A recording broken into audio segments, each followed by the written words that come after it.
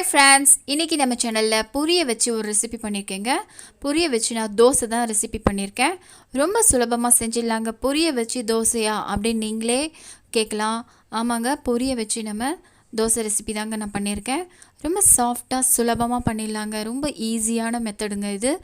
டக்குன்னு ஒரு 5 மினிட்ஸில் பண்ணிடலாங்க.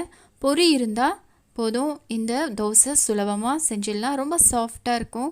வாங்க எப்படி செய்கிறதுன்னு வீடியோக்குள்ளே போகலாம். நான் 1 கப் அளவுக்கு ரவை எடுத்திருக்கேன். அரை கப் அளவுக்கு தயிர் சேர்த்துக்கோங்க. இது நல்லா கலந்து விட்டுட்டு ஒரு 10 நிமிஷம் ஊறட்டுங்க. தயிரோட ரவை கொஞ்சம் நேரம் ஊறணும். இந்த மாதிரி நல்லா மிக்ஸ் பண்ணிவிட்டு தயிரோட நல்லா ஊற வச்சிடலாம் ரவையை.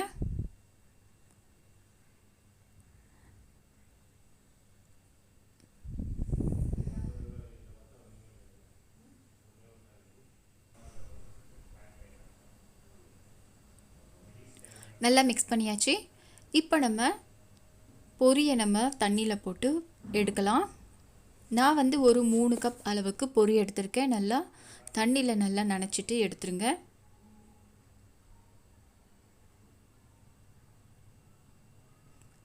நான் இதுக்கு வந்து நல்ல தண்ணி சேர்த்துருக்கேன். ஒரு 3 கப் இல்லைனா 4 கப் அளவுக்கு பொரி இருந்தால் போதும். ஒரு பேக்கெட் பொரி இருந்தால் போதும். இந்த மாதிரி பாருங்கள், தண்ணியை நல்லா பிழிஞ்சிட்டு நம்ம இதை தனியாக எடுத்து வச்சுக்கோங்க.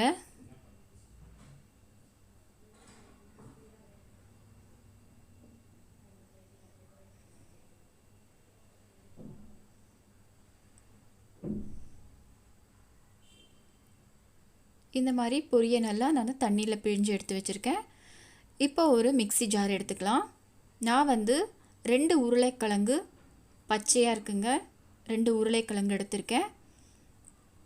இதை மிக்ஸி ஜாரில் தண்ணி கொஞ்சமாக ஊற்றி நம்ம இப்போது அடிச்சுக்கலாம்.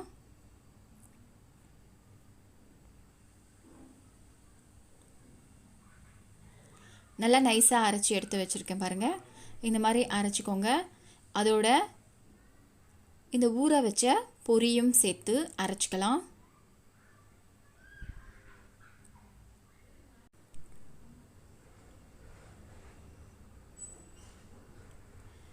இது மாதிரி அரைச்சிருக்கேன் பாருங்கள். இப்போ வந்து நம்ம ஊற வச்ச ரவையை சேர்த்துக்கலாம். தயிரோட ஊற வச்சுருக்கோம் இல்லையா ரவையை, அதையும் நம்ம சேர்த்து இப்போது அரைச்சி எடுத்துக்கலாம்.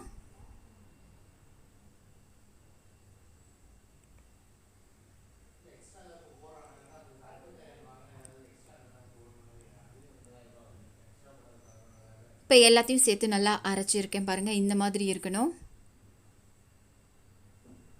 நல்லா நைஸ் பேஸ்ட்டாக நல்லா அரைச்சாச்சுங்க.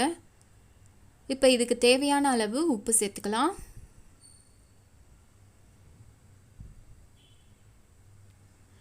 இதில் நான் வெங்காயம் வந்து ஒரு வெங்காயம் கட் பண்ணி வச்சுருக்கேன். நல்லா பொடிசாக ஒரு வெங்காயம் கட் பண்ணிக்கோங்க.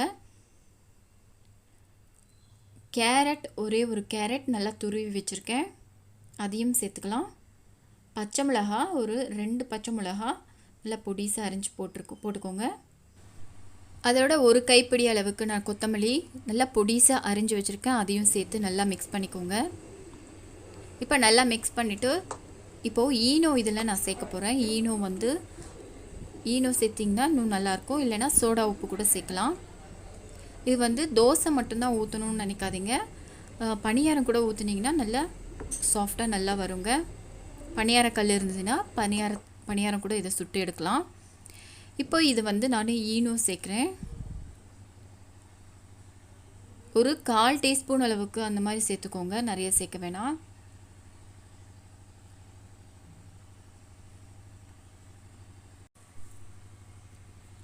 இப்போ நல்லா மிக்ஸ் பண்ணிக்கோங்க. நல்லா மிக்ஸ் பண்ணிவிட்டு இப்போது தோசை ஊற்ற ஆரம்பிச்சிடலாங்க. தோசை சட்டி நல்லா ஹீட் ஆகினதுக்கப்புறம் நம்ம தோசை ஊற்றுங்க. ஒரு மீடியம் சைஸில் நான் ஊற்றுறேங்க.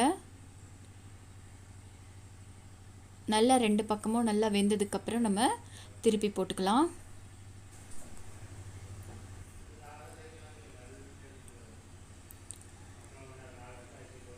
நல்லா வெந்துருச்சுங்க, 2 பக்கமும் திருப்பி போட்டாச்சு. ரொம்ப சுலபமாக பொரியில் வச்சு தோசை செஞ்சிட்டோங்க. இதில் ரவை நம்ம சேர்த்துருக்கிறதுனால நல்லாயிருக்கும், தோசை வந்து பிரியாமல் இருக்கும்.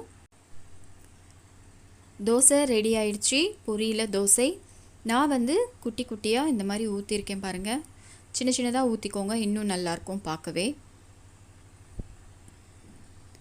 பொரிய வச்சு தோசை சுலபமாக ஈஸியாக செஞ்சாச்சுங்க. நீங்களும் வீட்டில் ட்ரை பண்ணி பாருங்கள். இந்த வீடியோ உங்களுக்கு பிடிச்சிருக்குன்னு நினைக்கிறேன்.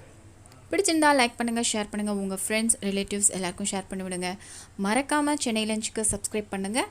அடுத்த ஒரு சூப்பரான இன்ட்ரெஸ்டிங்கான ஒரு ரெசிப்பியில் பார்க்கலாங்க. இந்த வீடியோ பார்த்த அனைவருக்கும் நன்றி.